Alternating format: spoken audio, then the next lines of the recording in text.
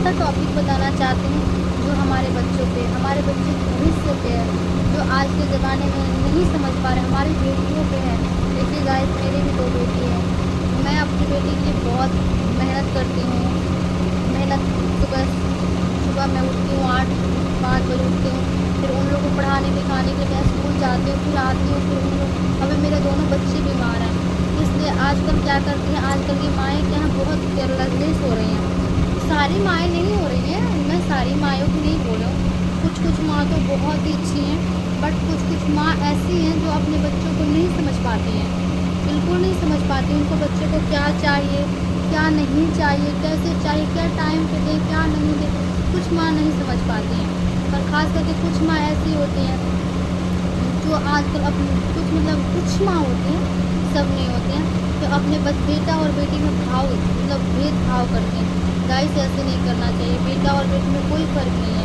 मुझे तो बेटा नहीं, बस बेटी ही है, बट मैंने कोई फ़र्क नहीं किया बेटियों में।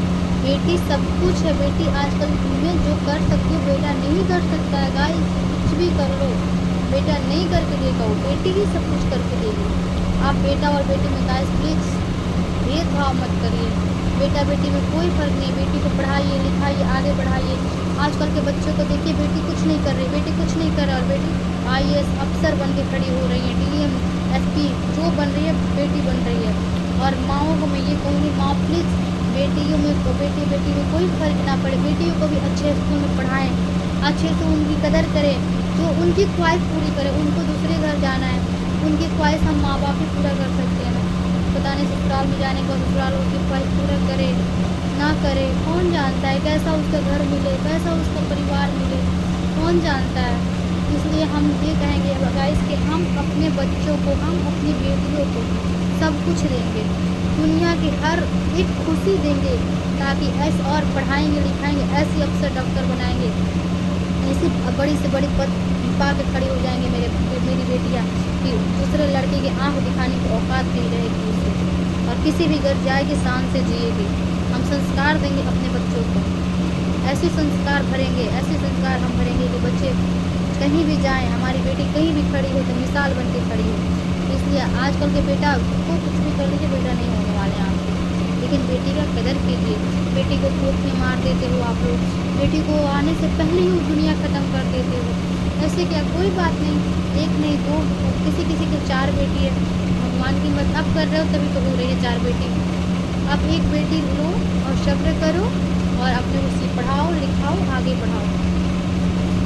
संतान ज़रूरी होता है, 10 संतान ज़रूरी नहीं होता है, बस संतान ज़रूरी होता है, एक ही हो, अच्छा हो, आगे बढ़े, पढ़े लिखे। आज का हमारा टॉपिक यही था कि हम बच्चों को पढ़ाएं, हम बेटियों को पढ़ाएं, हम बेटियों को आगे बढ़ाएं, हम बेटियों के साथ अब बेटियों का अपमान नहीं करें, हम बेटियों को सम्मान करें। हम भी एक बेटी हूँ, हमारी माँ भी बहुत सम्मान की है, तब हम यहाँ तक आए हैं। देख सकते हैं गाइस, हमारी भी 2 बेटियाँ, दोनों अभी सो रही है। देखिए, एक का तो फीवर बहुत ज़्यादा हुआ है और दूसरी थोड़ी चंचल है। मैं दिखाऊंगी आगे अपने ब्लॉग में अपने बच्चों को, कितनी अच्छी, कितनी खुशनसीब मैं हूँ जो मुझे 2 बेटियाँ हुई है। मैं तो अपने आप को बहुत खुशनसीब माँ समझती हूँ।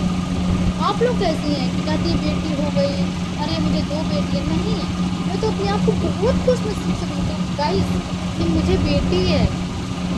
देखिए देखिए, ये उठ गई, ये फीवर से जल रही है, देखिए गाइस।